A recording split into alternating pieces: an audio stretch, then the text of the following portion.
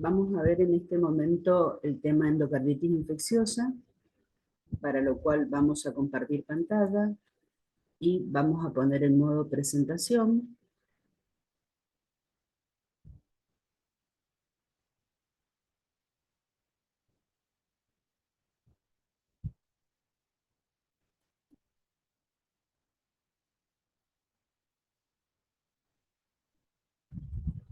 Y vamos a decir que esta enfermedad, que fue descrita hace más de 350 años como entidad, tiene estas particularidades como estamos viendo en esta foto de la microscopía.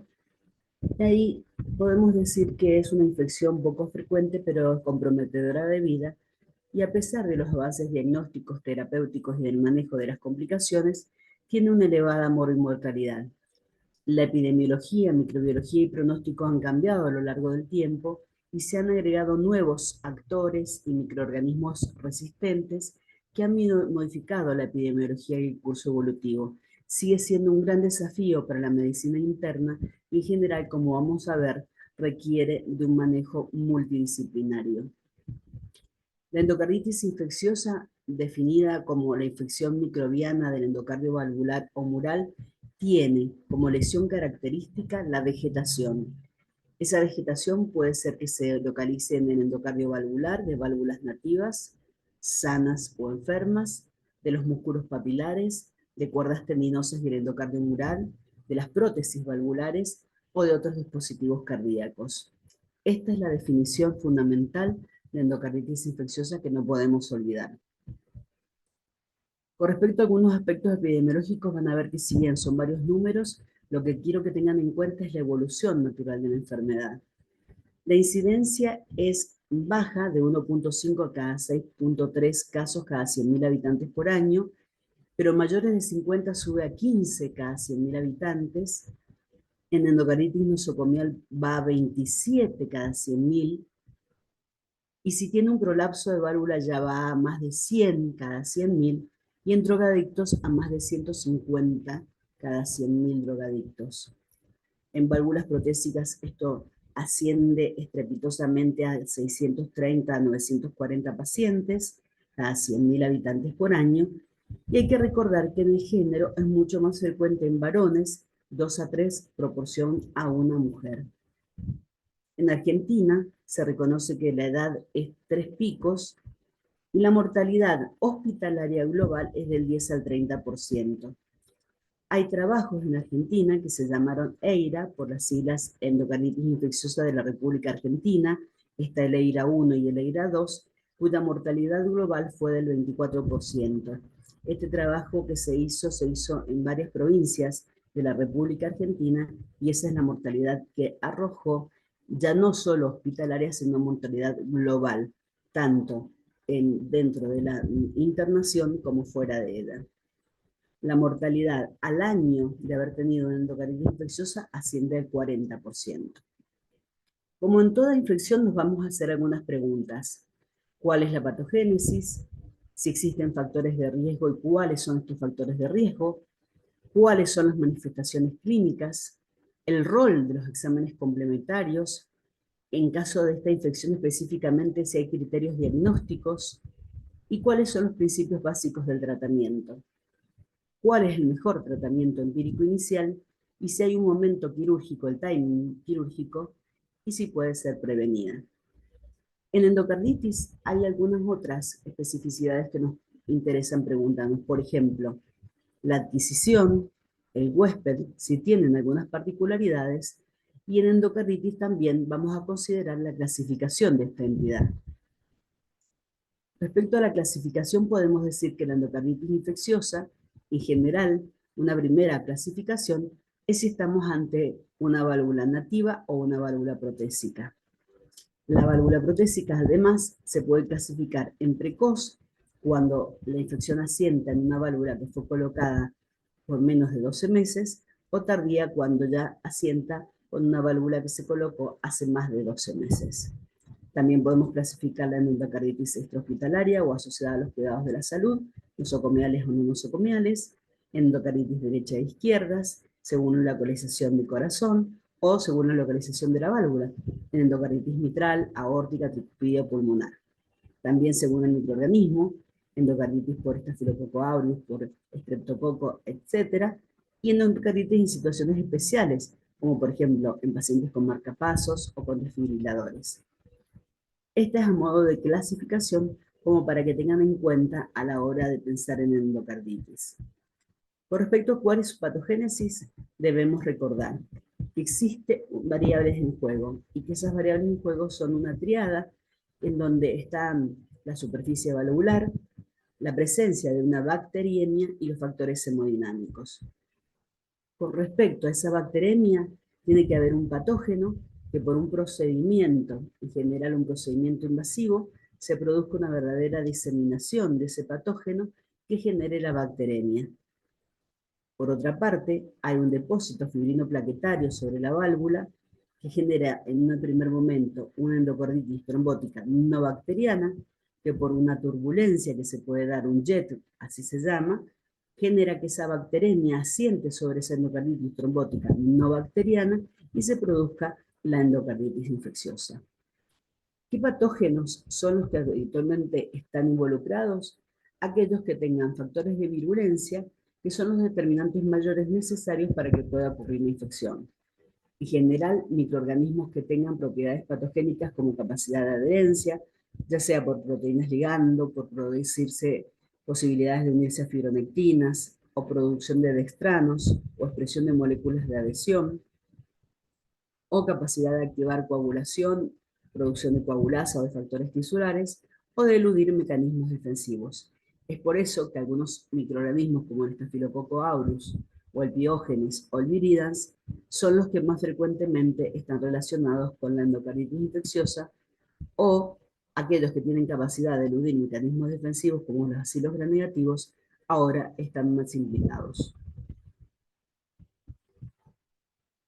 Esto es como para mostrarles que uno puede tener una endocarditis a partir del asiento de un trombo fibrinoplaquetario, en donde en esa matriz extracelular se va a dar fundamentalmente que asientan en esas células de esa matriz fibrinocelular un daño endotelial. Cuando se produce ese daño endotelial, primero van a venir y se van a asentar algunas células con una red de fibrina, monocitos, lesiones y plaquetas circulantes, y se va a producir la posibilidad de esa primera lesión valvular. En esa lesión valvular vienen y asientan, por ejemplo, estreptococos, por esa capacidad patogénica que dijimos recién. Eso va a activar citoquinas y va a activar otros factores y fundamentalmente la presencia de mayores plaquetas, haciendo que se forme un trombo fibrinoplaquetario mucho más importante y en definitiva se va a formar la primera lesión de ese trombo que inicialmente era no bacteriano y por la presencia de estos estreptococos a través de la bacteremia se forma el trombo fibrinoplaquetario con las bacterias y la lesión valvular. Siempre en el caso de que haya una lesión valvular previa. Pero también se puede dar la posibilidad de que no haya una lesión valvular previa, en donde solo la presencia de lesiones a través de células inflamatorias, fibronectina y citoquinas pueden hacer que otros patógenos, como por ejemplo el Staphylococcus aureus, con microlesiones, pueda producir un daño endotelial y se pueda producir también toda una reacción inflamatoria con activación del complemento de citoquinas proinflamatorias y plaquetarias, de tal forma que se produzca también toda una respuesta con toda la aparición del trombo fibrinoplaquetario.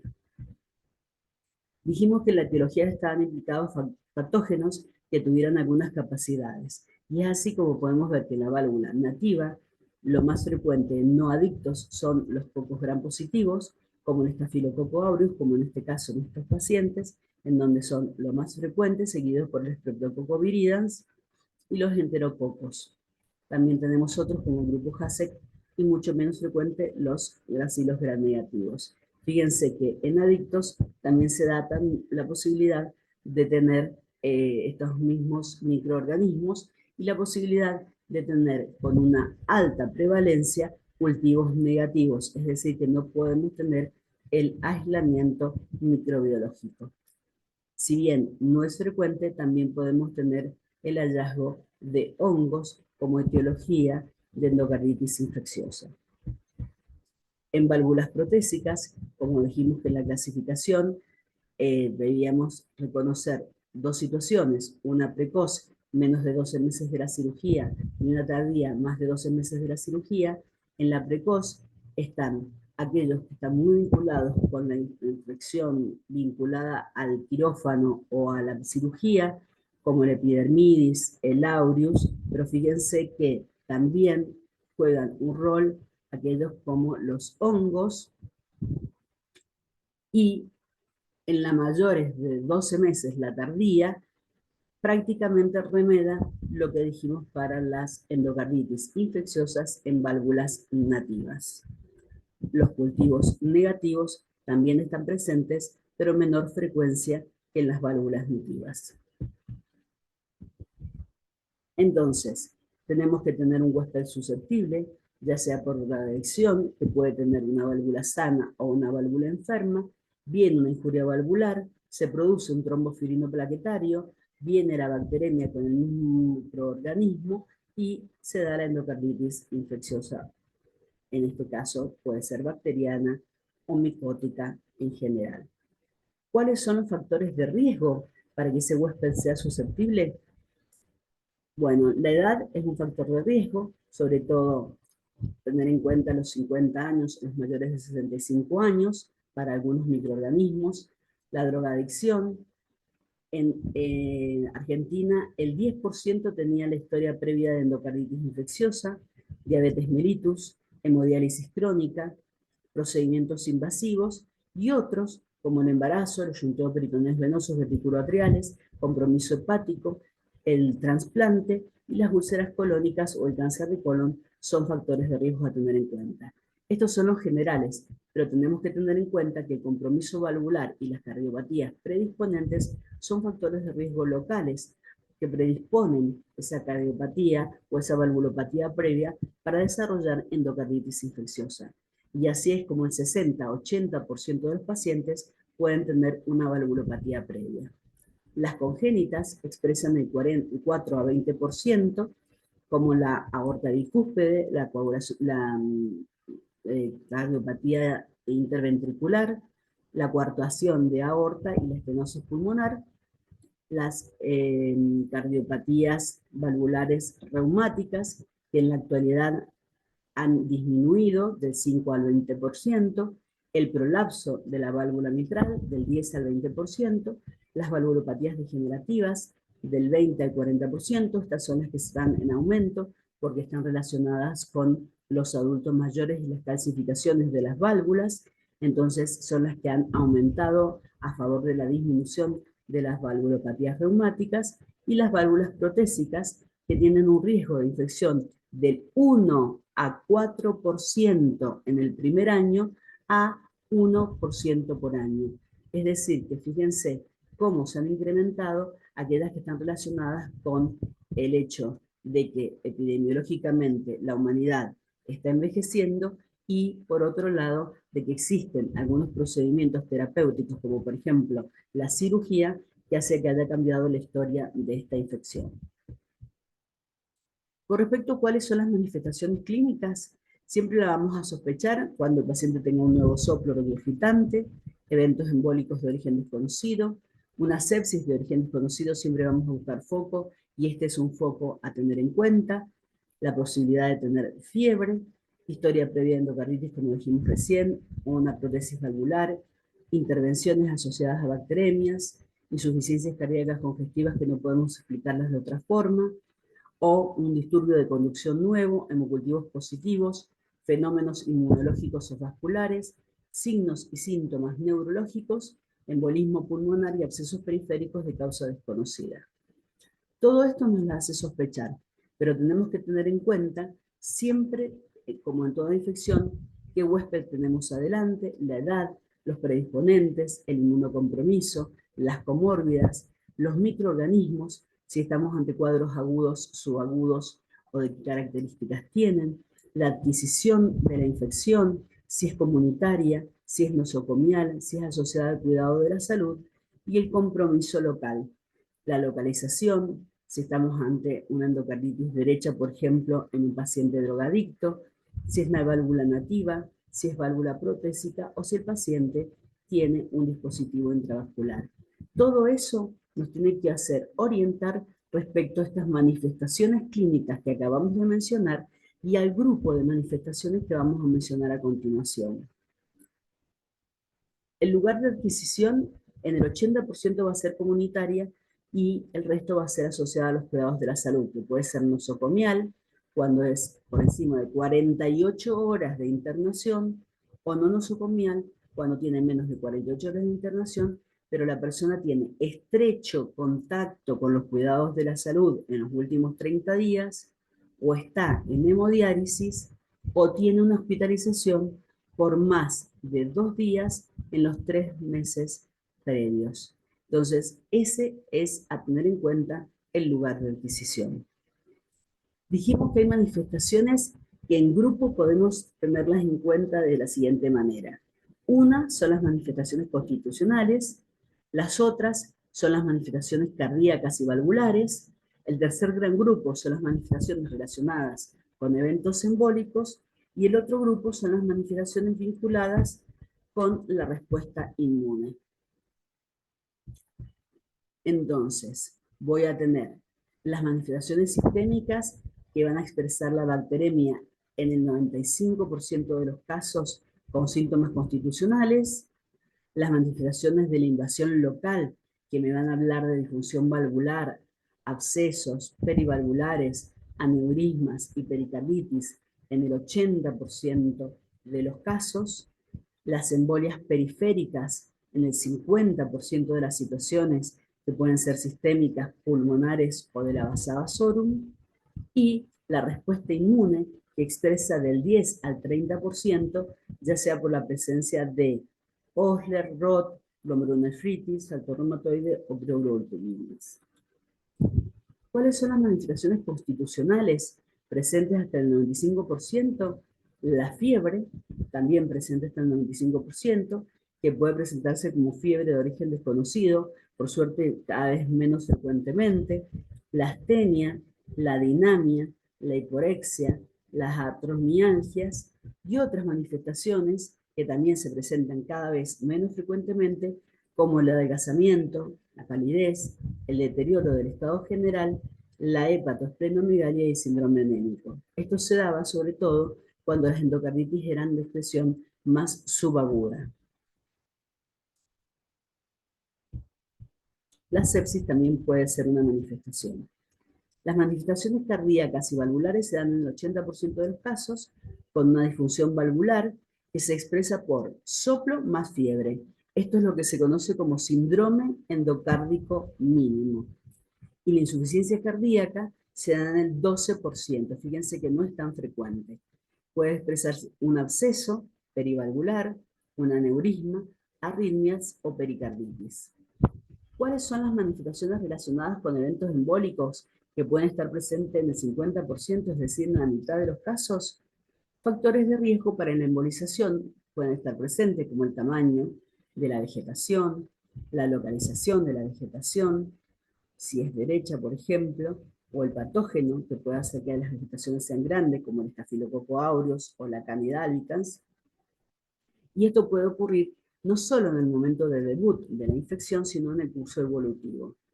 Las manifestaciones relacionadas con evento embólico pueden hacerlo al sistema nervioso central, en el 65% de los pacientes, al riñón, al vaso, pueden hacerlo en forma a las arterias coronarias o eventos pulmonares. Las embolias periféricas lo expresan como gangrena a los dedos, a la punta de la nariz o al lóbulo de la oreja. Las manifestaciones vinculadas con la respuesta inmune son el 10 al 40% de los casos y pueden ser por persistencia del patógeno a través de la formación de inmunocomplejos que se pueden medir a través del factor reumatoideo, del riñón o manifestaciones reumatológicas. Entonces, la evaluación inicial va a ser siempre una muy buena historia clínica, en donde tenemos que recabar los antecedentes, el examen físico, para ver si está presente la fiebre, el nuevo soplo, la presencia de esplenomegalia, estas manifestaciones neurológicas que mencionamos, o el compromiso pulmonar. Y vamos a tener que hacer un seguimiento detallado para ver si aparecen estos eventos, por ejemplo, embólicos, a lo largo de los días. En endocarditis siempre hay que mencionar a William Osler, porque fue él quien descubrió muchas de las manifestaciones de la endocarditis. Acá podemos ver en esta fotografía un fondo de ojo en donde se ven las manchas de Roth, que son imágenes ovoides con un centro más claro. Acá pueden ver otras imágenes ovoides con centro más claro en la retina. Las manchas de Janeway en el pulpejo del dedo y los nódulos de Osler en este otro dedo, y lo podemos ver nódulos de Osler, nódulos de Osler, nódulo de Osler en otras fotografías. Manchas de Janeway, como para que las tengan en cuenta, y hemorragias en astilla, por eso les decía que todos los días hay que hacerle seguimiento a los detalles de la piel y faneras para ver si aparecen algunos indicios de endocarditis infecciosas. Hemorragias subconjuntivales o en el paladar o en otras zonas, otra hemorragia subconjuntival o en los pulpejos de los dedos, en los pies, fíjense cómo pueden aparecer púrpura fulminans, sufusiones hemorrágicas. Puede aparecer gangrena en los dedos de los pies. Este paciente tenía una endocarditis infecciosa por Staphylococcus aureus que terminó lamentablemente en la amputación. Y otras presentaciones clínicas que les dije, como puede ser, por ejemplo, la fiebre de origen desconocido o el trastorno cognitivo, que también puede expresar endocarditis infecciosa. Con respecto a las comórbidas, esto es comparando pacientes de una serie de Carena en la cual yo participé, del profesor Carena y con la participación del servicio de Lago Maggiore, en donde se compara pacientes vivos y pacientes que murieron con endocarditis infecciosa, en donde, fíjense, este grupo tenía diabetes, alcoholismo, miocardiopatía, hemodiálisis y neoplasias, que fueron las comórbidas más frecuentes en los pacientes que fallecieron. También estuvo presente la drogadicción y todo esto fue estadísticamente significativo respecto a los pacientes que sobrevivieron. ¿Qué diagnóstico diferencial hay que hacer con lo que se llama pseudoendocarditis? Porque una paciente con una neoplasia diseminada o una vasculitis sistémica o una colagenopatía o hasta un mixoma auricular puede parecer una endocarditis infecciosa y obviamente con la endocarditis de Leffer, que es la endocarditis del lupus eritematoso sistémico, o un paciente con un SIDA florido también puede parecer una endocarditis infecciosa. ¿Cómo se estudian estos pacientes? Los exámenes complementarios pueden incluir el hemograma, los restantes de fase aguda, la función renal, la orina, el factor reumatoideo, un proteinograma por electroforesis, una radiografía de tórax, un electrocardiograma para ver si hay arritmias, por ejemplo. Pero lo más importante que tengo que tener en cuenta es que estos pacientes van a tener que tener hemocultivos y ecocardiogramas transtorácicos y transesofágicos. Esta es una radiografía de tórax en donde se ve un embolismo pulmonar de una endocarditis infecciosa por Staphylococcus aureus de un paciente drogadicto que era derecha. ¿Qué indicación tiene el ecocardiograma transtorácico? Fundamentalmente detectar vegetaciones en bacteremias persistentes con valvulopatía o cardiopatía congénita, evaluar la magnitud de la lesión valvular y la repercusión hemodinámica, detectar y valorar complicaciones y revalorar un paciente de alto riesgo, porque deteriore su clínica, con insuficiencia cardíaca o fiebre recurrente. Y el transesofágico, detectar vegetaciones que la transtorácico no vio, diagnosticar endocarditis con valvulopatía y hemocultivo positivo que el transtorácico fue negativo, la sospecha de complicaciones, por ejemplo, un absceso perivalvular, la perforación de una válvula, SHUNT, embolismo o bloqueo auriculoventricular, y endocarditis infecciosa sobre válvula protésica y sus complicaciones, o asociada a dispositivos intracardíacos, como por ejemplo marcapaso. Esto es para que vean un ecocardiograma en donde se observa un jet por endocarditis infecciosa. En esta imagen podemos ver donde está la flecha marcada, la vegetación en una endocarditis infecciosa, otra vegetación en una endocarditis infecciosa y una gran vegetación en una endocarditis infecciosa. El uso de otras imágenes, como el PET con 18 fluorodesoxirglucosa que ha tomado real relevancia fundamentalmente porque provee información de la anatomía, la fisiología y la patología del proceso infeccioso, sobre todo en endocarditis, y esto es fundamentalmente cortes transversales y tridimensionales en una endocarditis infecciosa por Staphylococcus aureus meticidino sensible. Fíjense en una válvula protésica, por eso tiene esta birefringencia.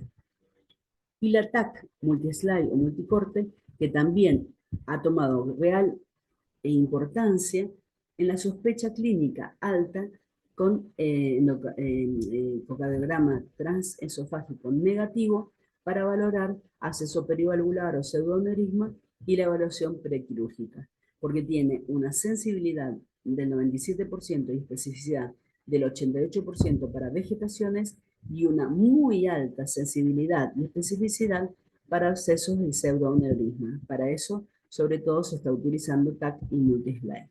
Esto para que vean la anatomía patológica de vegetaciones. En este caso, en la última fotografía están viendo la presencia de microorganismos que son Candida albicans. Otra vegetación y gas de vegetación en un endocardio. Y esta es una válvula protésica con una vegetación que la tuvieron que extraer. ¿Cómo se confirma el diagnóstico? Fundamentalmente hay criterios clínicos, microbiológicos y ecocardiográficos, a los que hoy día, como le estábamos diciendo, se han sumado los imagenológicos, serológicos y moleculares. Los criterios diagnósticos, como les dije, no podemos dejar de mencionar a Osler porque en 1885 fue los primeros criterios que sumó, que fueron la fiebre, el soplo nuevo y la enfermedad embólica. Después vinieron los criterios de von Rhein y fundamentalmente se sumaron los de Durac, que son los criterios que en 1994 tomaron mayor relevancia. Posteriormente se modificaron en el 2000 y son los criterios que actualmente utilizamos, que son los modificados, que tienen criterios mayores, que son hemocultivos positivos, que están expresando bacteremia continua. Gran criterio mayor. Y el otro criterio mayor es la ecocardiografía positiva para endocarditis infecciosa. Estos criterios mayores, fundamentalmente para microorganismos como el viridans, el bovis y el grupo HASIC, requieren de hemocultivos persistentemente positivos, de 2 tomas con una diferencia en ciertas horas, separados por cierto tiempo para esos microorganismos. Y el ecocardiograma positivo, además, con un hemocultivo para Coxiella burnetii a títulos de los anticuerpos con IgG mayor de 1 en 800. A esos hemocultivos positivos que acabo de mencionar y lo de la Coxiella burnetii, se le suman que en el ecocardiograma se visualice vegetación, absceso o nueva dehiscencia de válvula protésica oscilatoria, estructura de soporte o regurgitación de una válvula nueva. Esos son los criterios mayores, es decir, criterio por hemocultivo o criterio por ecocardiografía. Los criterios menores son la condición predisponente cardíaca o el uso de droga endovenosa, la fiebre de 38 grados o el embolismo arterial mayor, infarto pulmonar séptico, aneurisma micótico, hemorragia intracraneal, conjuntival o la lesión de Janoway, o fenómenos inmunológicos como glomerulonefritis, las manchas de Roth o el nódulo de Osler, y 5, la evidencia microbiológica con hemocultivos positivos para microorganismos que no sean criterio mayor. Estos criterios, que como les dije son los modificados de Duke, van a darnos la posibilidad de una endocarditis definida cuando yo tenga ya sea criterios patológicos con la lesión patológica de la vegetación o el absceso intracardíaco, confirmada por anatomía patológica, o cuando yo tenga criterios clínicos, 2 criterios mayores, o 1 criterio mayor y 3 criterios menores, o 5 criterios menores. Esto es lo que se llama definitiva. voy a tener la posibilidad de una endocarditis posible cuando tenga uno mayor y uno menor, o tres menores, y si no tengo esto, voy a tener una endocarditis rechazada cuando en 4 días no responde al tratamiento antibiótico, cuando no haya evidencia patológica en cirugía o autopsia con tratamiento antibiótico, o cuando no cumple ningún criterio para endocarditis infecciosa. Ahí voy a tener una endocarditis rechazada. Ahora, recientemente en el 2023, estos criterios fueron modificados. ¿Y por qué fueron modificados? Por estos criterios que son criterios patológicos, porque los microorganismos pueden ser detectados por PCR o ampliación o secuenciación metagenómica, por hemocultivos, ya que se eliminaron los requisitos para el tiempo, este que yo les contaba, que los hemocultivos fueran sacados con 1 hora de diferencia, con 15 minutos, de 2 lugares diferentes, esos fueron cambiados, y se agregaron patógenos típicos, como el Enterococcus fecalis, estreptococos diferentes al neumonía y al piógenes, y se agregaron otros microorganismos, como el Corynebacterium, la Serratia, la Pseudomonas y otros más que son micobacterias no tuberculosas y cándidas. Esos son criterios que hoy se consideran criterios clínicos mayores. Además, otras pruebas microbiológicas para otros patógenos como la Bartonella gesselii, la Bordetella quintana, también fueron agregados a los criterios mayores. Pero se sumaron también imágenes, no solo la de la ecocardiografía, sino imágenes como la tomografía cardíaca, que tiene que tener los mismos criterios que la ecocardiografía, y el PET-CT, porque los hallazgos de la válvula nativa y la válvula protésica mayor de 3 meses después de la cirugía cardíaca son equivalentes a la ecocardiografía. Y se agrega además un criterio quirúrgico, que es que la inspección intraoperatoria constituye un criterio mayor en ausencia del criterio de imágenes cardíacas o histopatológicas. Es decir, que ver una endocarditis en una cirugía también se considera criterio mayor. Y criterios menores se suman otros, como abscesos cerebrales y esplénicos, la glomerulonefritis mediada por complejos inmunes, se agrega PCR de patógenos típicos, las imágenes compatibles con PET-CT menores de 3 meses de cirugía cardíaca y en la exploración una nueva ocultación de soplo regurgitante cuando la ecocardiografía no esté disponible. Es decir, que todos los criterios del 2000 en el 2023 se les sumaron criterios mayores y menores que tienen por un lado criterios clínicos, por otro lado criterios quirúrgicos, por otro lado criterios imagenológicos y por otro lado criterios microbiológicos que vinieron a modificar aún más la historia evolutiva y natural de la endocarditis infecciosa. ¿Cuáles son los principios básicos del tratamiento? Hay reglas que son básicas. Saber si estamos ante una endocarditis nativa o protésica, comunitario o nosocomial, establecer el diagnóstico microbiológico y ecocardiográfico, decidir la urgencia del inicio de los antibióticos, si es posible un diagnóstico diferencial, si es necesaria la cirugía cardíaca, identificar el germen, tratar de usar drogas siempre bactericidas a dosis alta, inicialmente endovenosas por tiempo prolongado, repetir los hemocultivos si hacen falta a las 48 o 72 horas, hacer una evaluación clínica diaria minuciosa, buscar la puerta de entrada, jerarquizar la clínica persistente, ver si el paciente persiste con fiebre, asegurar la nutrición adecuada, prevenir la recurrencia, la anticoagulación solo en válvula protésica, y hay que ver en qué válvula protésica se coloca, no en todas, y educación para la profilaxis. Y siempre recordar que el paciente puede tener una comórbida que hay que tratarla, la enoxaparina profiláctica y oxigenoterapia para que el paciente logre una saturación de oxígeno mayor de 90. ¿Cuál es el mejor tratamiento empírico inicial? Fundamentalmente para válvula nativa, ampicilina, sulbactam, magentamicina que podrá agregársele vancomicina o daptomicina si hace falta. Y si no, va a ser vancomicina o daptomicina más gentamicina. Eso es lo que hoy se considera para válvula nativa. Entonces, ampicilina más gentamicina o ceftriaxona más gentamicina sería el tratamiento antibiótico inicial con o sin banco, y la otra conducta terapéutica es banco o daptomicina más gentamicina. Y esta elección, ¿por qué es? Por el espectro microbiológico que les mencioné inicialmente como microorganismos que pueden producir esta infección. ¿Qué pasa con los hemocultivos negativos y válvula protésica? Hasta que yo tenga hemocultivos positivos, vancomicina o daptomicina más gentamicina más rifampicina. Esa sería la cobertura inicial. Vancomicina o daptomicina más gentamicina más rifampicina. Y si la válvula protésica es tardía, más de un año, igual esquema que para válvula nativa. Obviamente que esto teniendo en cuenta cada lugar de trabajo donde ustedes se desempeñen y su propia microbiología.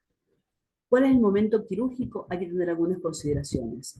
El 50% puede requerir cirugía dependiendo de las complicaciones, que pueden ser severas, y el objetivo es la fase activa.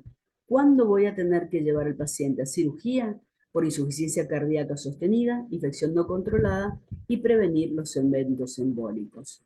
La evidencia clínica proviene de estudios retrospectivos y la experiencia de expertos, por lo tanto, en general, la insuficiencia cardíaca la sostienen endocarditis infecciosa aórtica y mitral con insuficiencia aguda grave, o aórtica y mitral con insuficiencia aguda grave y obstrucción que causa síntomas de insuficiencia cardíaca con eventos coreográficos de mala tolerancia hemodinámica. Y ahí vos tenés que ver si es emergente o urgente el momento quirúrgico. La infección no controlada, porque los hemocultivos sean persistentemente positivos o porque los microorganismos sean multiresistentes u hongos. Y la prevención de embolias, porque tenga endocarditis nativa, aórtica o mitral, con vegetaciones aisladas muy grandes o asociadas a estenosis o regurgitación valvular grave con un riesgo operatorio bajo. Si no, es muy difícil decidir cuándo es el mejor momento quirúrgico.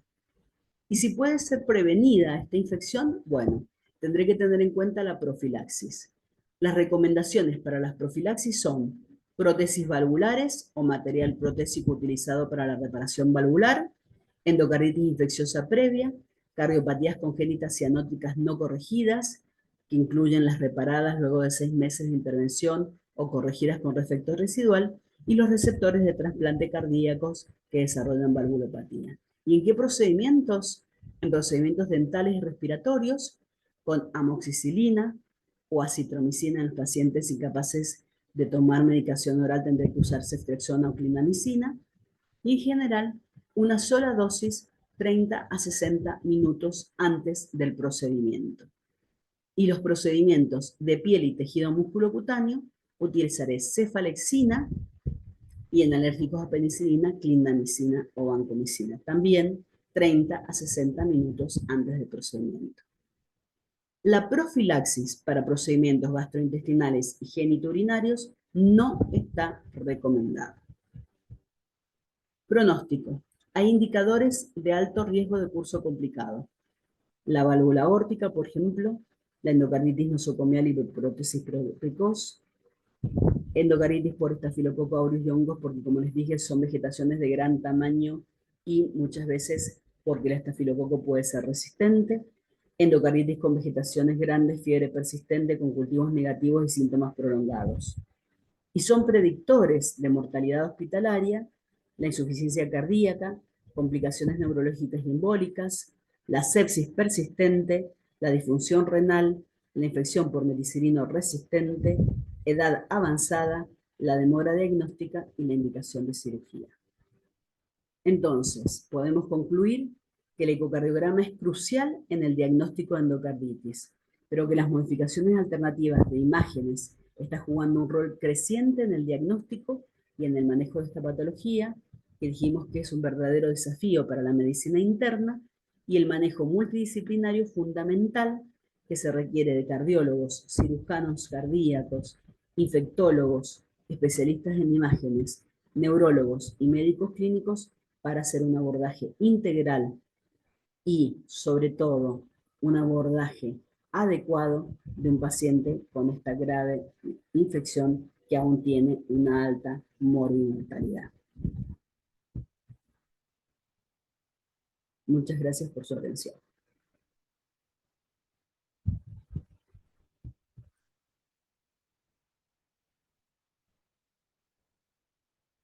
En nuestros libros de texto, Harrison Farreras, y nuestro libro de medicina de nuestra universidad, pueden ver el tema, que en todos estos libros el tema está bien, excepto que no tiene los nuevos criterios de endocarditis porque son del 2023, que está recientemente publicado en la web.